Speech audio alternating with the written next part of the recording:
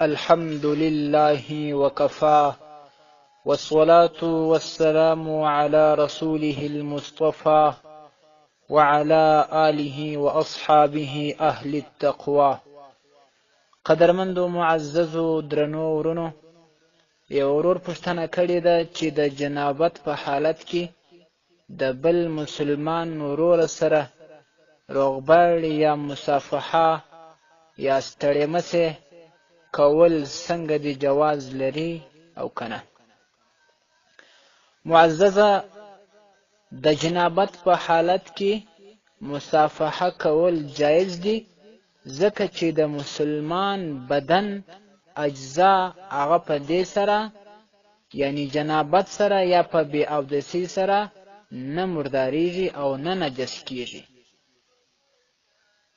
نو چې څنګه مسلمان جنوب سي، نو د بل مسلمان سره مصافحه یعنی روغبړ یا ستړی مشي کولی سي، په دې کې هیڅ موانع نشته. حدیث شریف کې راځي، حضرت ابي هريره رضی الله تعالی عنه فرمایي چې لقيني رسول الله صلى الله عليه وسلم في طريق من طرق المدينه. زما سره رسول اکرم صلی الله علیه وسلم د مدینه منورې په لارو کې ملاقات وانا جنوب، فداس حال کې چې زه جنوب وم. فاختنست فذهبت فاغتسلت، زه ځنې شاته سوم او لاړم، غسل مې وکړ، ثم جئت بیا رالم. نو رسول اکرم صلی الله علیه وسلم راته وویل: أين كنت يا أبا هريرة؟ ای ابو هريره صاحب چیرې وې ته؟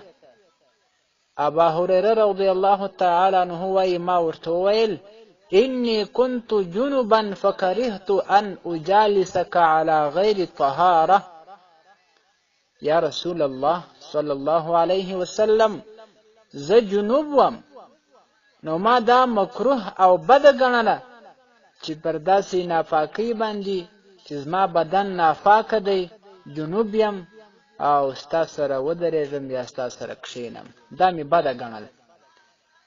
رسول اکرم صلی الله علیه وسلم د تعجب دپاره دا وویله چې سبحان الله، او بیا ورپسې زیاته کړه: ان المسلم لا ينجس، مسلمان نه نجس کیږي. نو محدثین کرام لیکي چې مصافحه جایز ده، دغه حدیث مبارکه په دلیل باندې.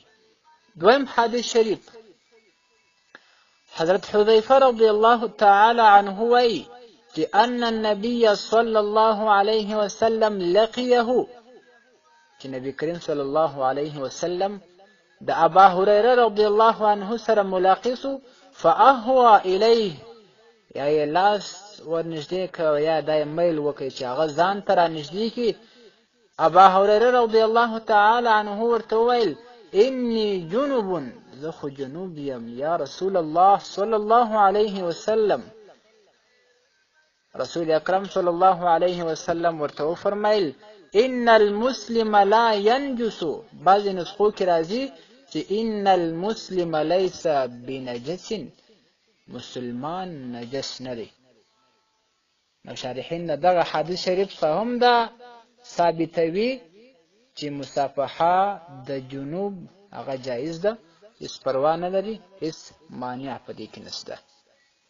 والسلام علیکم ورحمة الله وبرکاته.